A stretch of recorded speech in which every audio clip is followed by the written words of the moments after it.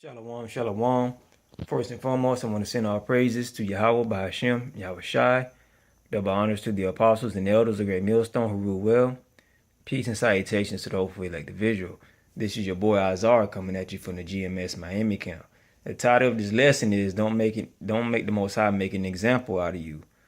I was reading the book of Jonah here, and just to make a long story short, the Most High told, it says, now the word of the Lord came unto Jonah, the son of Amittai, saying, arise, go to Nineveh, okay, that great city, and cry against it, for there is wickedness come up before me. Yeah, the Most High told Jonah to go to this city and, to let the people know what's going on. Say, look, y'all being wicked. But, Jonah, it says, but Jonah rose up to flee unto Tarshish from the presence of the Lord, and went down to Joppa. Okay, hey man, if you know the story of Jonah, to make a long story short, he got on the ship, went another way, and eventually the Most High caught up with him, and he was in the sea. I don't know what sea, Red Sea, whatever, but a large body of water, and a storm came upon that sea. And the mariners that were controlling the boat, the Most High put the spirit on them and said, "Look, so this is not of our doing. This is we're suffering because of something else. And Jonah told him what was up, and Jonah told him, said, look, cast me off the boat, so you won't have to deal with all this tribulation and storm. You know what I mean? And I guess, let me see, Salak, I think Jonah threw himself off the boat. Let me see if I can find it here.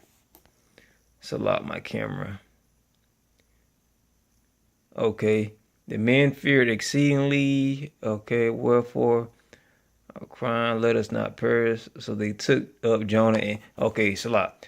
So they took up Jonah and cast him forth into the sea. And the sea ceased from raging. So when they threw Jonah off the boat, the sea started raging because the Most High was coming after Jonah. You know what I mean? And since Jonah was on the ship, the Most High was going to probably destroy the ship to get to Jonah. You don't want to be this type of example, man. And as you can see, now the Lord had prepared a great fish to swallow up Jonah. And Jonah was in the belly of the fish 3 days and 3 nights. Now, because he didn't want to go tell the city that they were being wicked, the Most High got him. And this is one example that the Most High shows us, saying that if we don't do the will of his will or hearken to his voice, he's going to allow, I'm not going to say a fish is going to literally come and get you, because, some brothers live in the Midwest and, you don't have, air fish swimming around the air. But you get what I'm trying to say. Something can come and get you. You can have any type of burden come on you. I don't know, a dog could bite you, and you can be going a hike and you hurt your ankle and be stuck in the cave for 3 days. Not even that. You might get in a car accident and be out of work for like 2 weeks. There are a lot of things that the Most High can do to prove a point to you, and you don't want to be made an example. Okay, you don't want to be made an example. But make a long story short, Jonah did make it to the city, and it was a 3-day journey, but he made it there in one. And when he did preach to the people, the king did what Jonah say do, and the Most High saved the city. But Jonah got angry. He got angry, and I can't believe that, because the Most High forgave Jonah, and then when the Most High didn't forgive the city, he got upset. You know, that sounds like one of our people, man. That sounds like one of our people. Like, if one of our people, an Israelite, does something wrong and then they get forgiven, they be like, "Oh, thank you, thank you, thank you." But if they see somebody else doing wrong, they're like, "Dang, no, you should have got punished." Being being a hypocrite.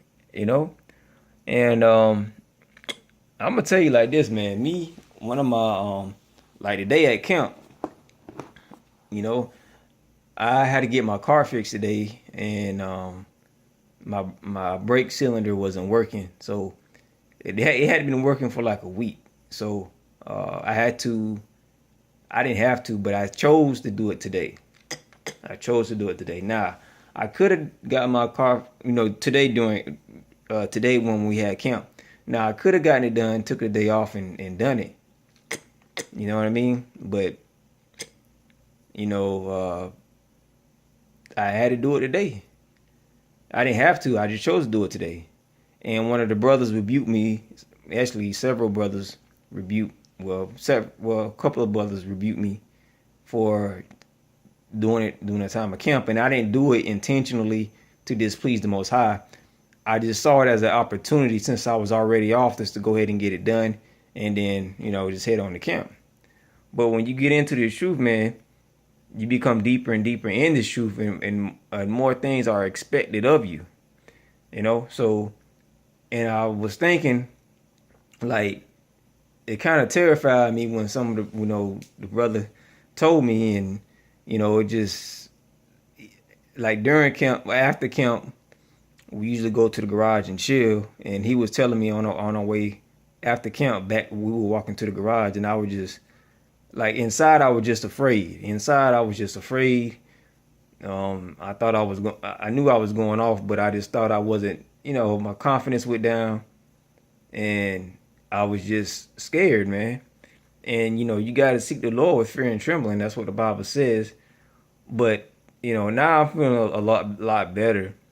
But the brother probably saved me from getting swallowed up by a fish. Cause look, even on the way home, I was kind of scared, because the Most High could have judged me, man.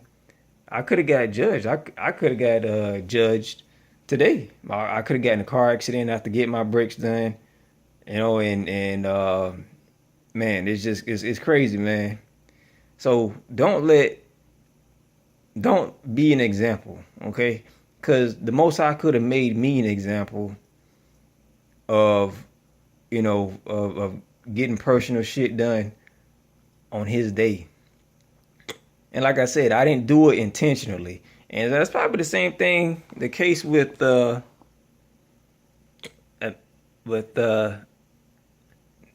Nineveh. They were wicked, but they were probably being wicked unintentionally. And it says at the end,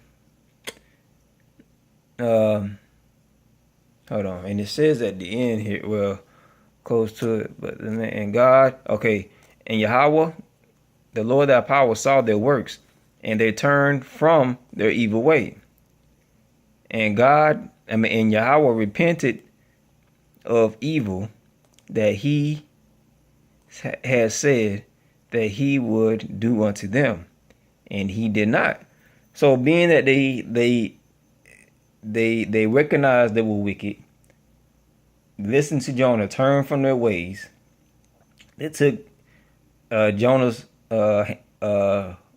warning seriously, turned from their wicked ways, and the Most High, it says it right here that he said that he would do it unto them, and he did not. So the Most High looked out. You know what I mean? But if you go up here, you can look at verse 4. But it displeased Jonah exceedingly, and he was angry. And he prayed unto the Lord and said, I pray thee, O Lord, was not this my saying when I was yet in my country? Therefore I fled before Tarshish, for I knew that thou art gracious and merciful, slow to anger, and of great kindness, and repentance thee of evil. You know? Yeah, the most high is gracious. He's a gracious power. You know? But even though he's gracious, he could have forgiven the city. He still chose Jonah to go out there and warn the people. And that proves another point. The Most High speaks to you through men. Speaks, and that's how the brother was speaking to me. He was a man. Well, he is a man, and he was speaking to me. You know, and it shook me up real bad to the point where I was paranoid to drive home because I didn't know if the Most High was going to judge me. I didn't know. I really didn't. But call Yahweh by Shem Yahushua by Shem Kakadash.